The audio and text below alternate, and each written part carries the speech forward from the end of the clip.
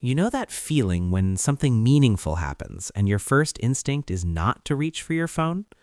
Not because you did not care, not because it was not beautiful, but because in that moment, being there felt more natural than preserving it. And then later, when people are swapping photos, building albums, posting memories, or laughing over old videos, you realize you have almost nothing to show. Whole seasons of your life lived deeply, but barely recorded. Birthdays, trips, conversations, ordinary afternoons that meant something. They passed through you fully and then disappeared into memory. There is a certain kind of person who keeps living like this, and other people do not always understand them. From the outside, it can look careless, unsentimental, detached, even a little strange in a world where documenting life has become almost automatic. People may assume you are private, disorganized, emotionally distant, or just bad at remembering what matters. But a lot of the time, that is not what is happening at all. A lot of the time, this is not a flaw.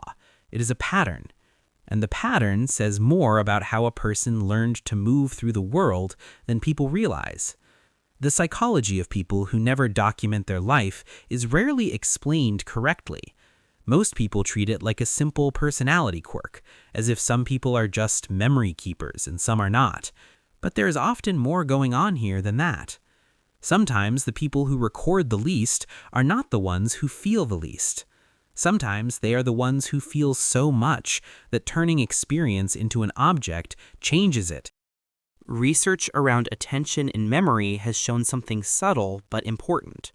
When the brain shifts into capture mode, part of the experience can become externalized.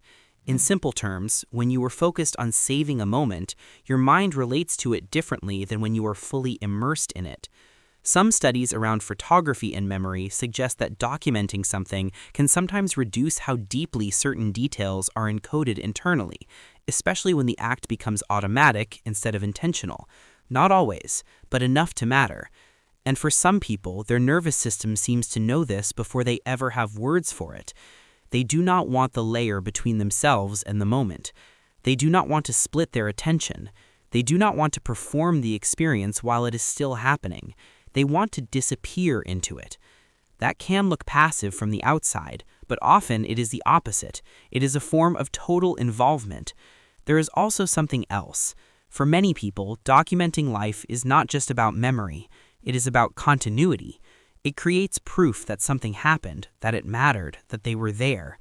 But if someone grew up in an environment where being fully present required vigilance, adaptation, or emotional self-containment, they may have learned to experience life in a very immediate way. Not archived, not narrated, just survived. A childhood shaped by unpredictability can do this. So can growing up in a home where attention did not feel safe, where expression felt exposed, or where inner life was rarely mirrored back. In those environments, the brain often becomes more concerned with monitoring the present than preserving it for later.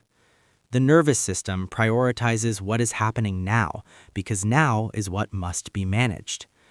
And even long after life becomes safer, that pattern can remain. A person may not consciously think, "I should not record this." Their body simply does not organize experience that way. They may live deeply, remember selectively, and leave very little evidence behind. Sometimes this comes from emotional minimalism, sometimes from overstimulation, sometimes from privacy, sometimes from grief. Grief, especially, can change a person's relationship with memory. If remembering has ever hurt more than forgetting, the mind can become cautious about creating relics. Not because it wants to erase life, but because it knows objects can keep wounds open. A photo is never just a photo once you have lost enough. It becomes a portal, and not everyone wants to live surrounded by portals. For other people, the pattern forms for almost the opposite reason. They do not document life because experience feels sacred to them. Private, untouchable. Some moments feel smaller the second they're turned into content. The instant a memory becomes shareable, sortable, replayable, something intimate can evaporate, so they let it remain unspoken, uncaptured, entirely theirs. This is where people are often misunderstood. Society tends to trust what is visible.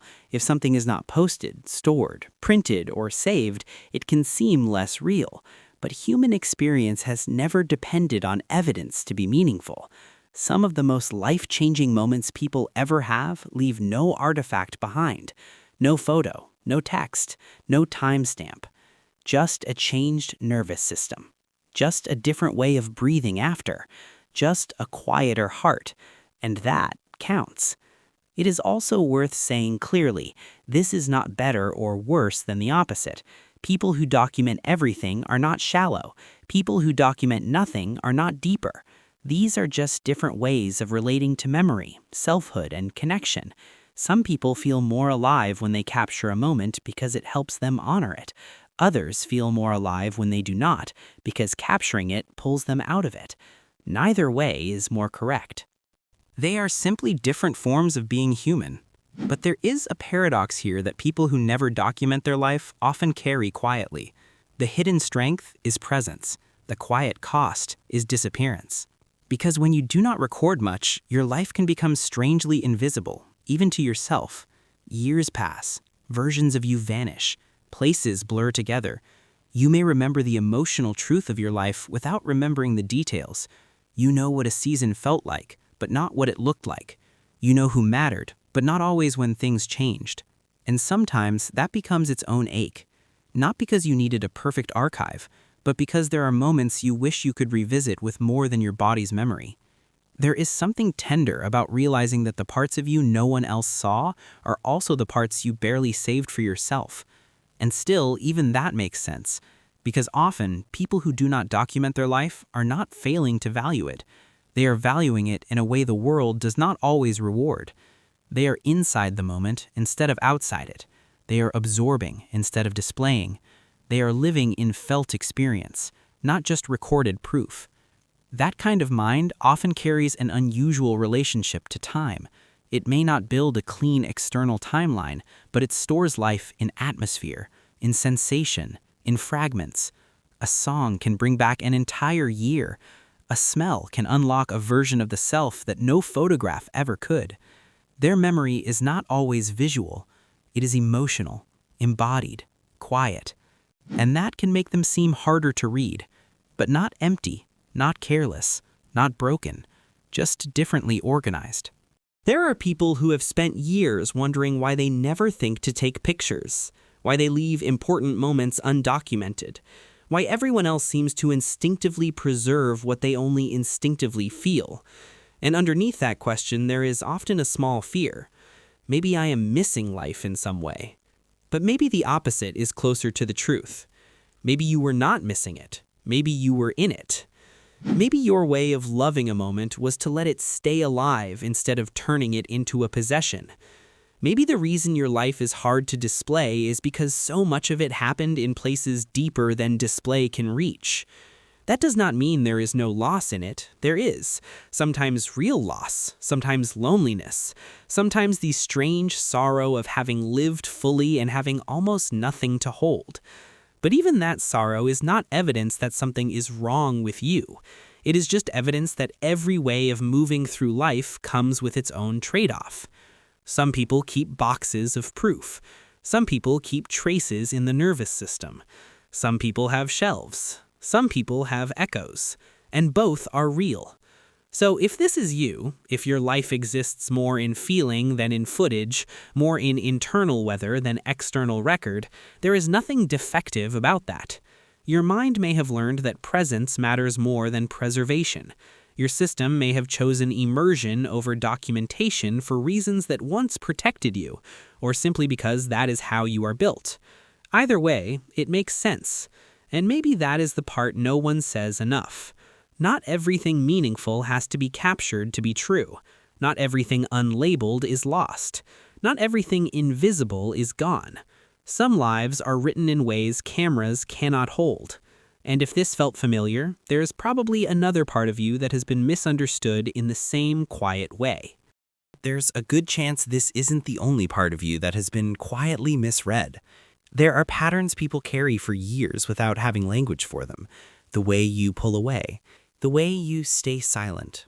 The way you feel things deeply but rarely show it in ways other people recognize. And once you start seeing those patterns clearly, a lot of your life begins to make more sense. So if you want to keep going, the next video stays in that same space.